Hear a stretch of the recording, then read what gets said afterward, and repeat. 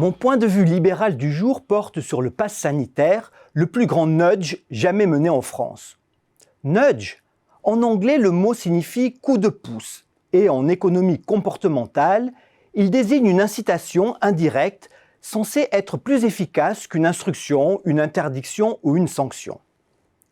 Mi-juillet, Emmanuel Macron annonce une extension du pass sanitaire. Son objectif ? Pousser les Français à se faire vacciner sans imposer la vaccination obligatoire pour tous. L'incitation ?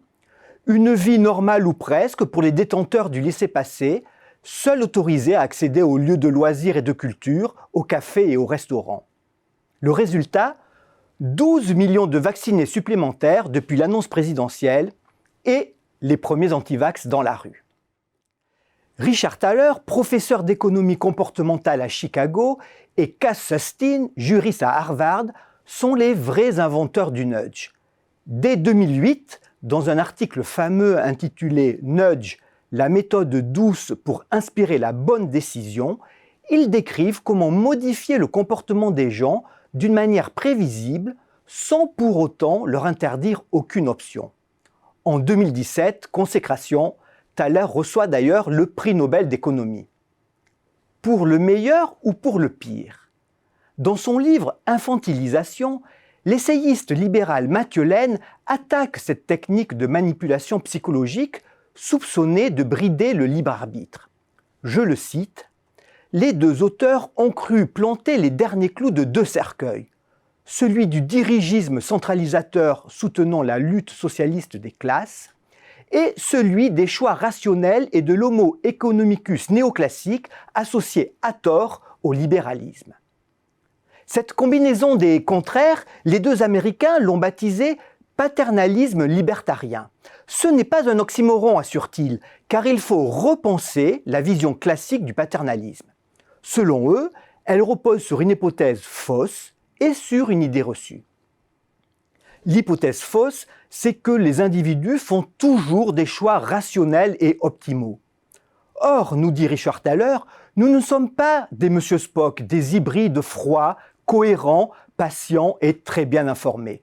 Nous sommes plutôt des Homer Simpson, c'est-à-dire des êtres sensibles, faillibles, grégaires et paresseux.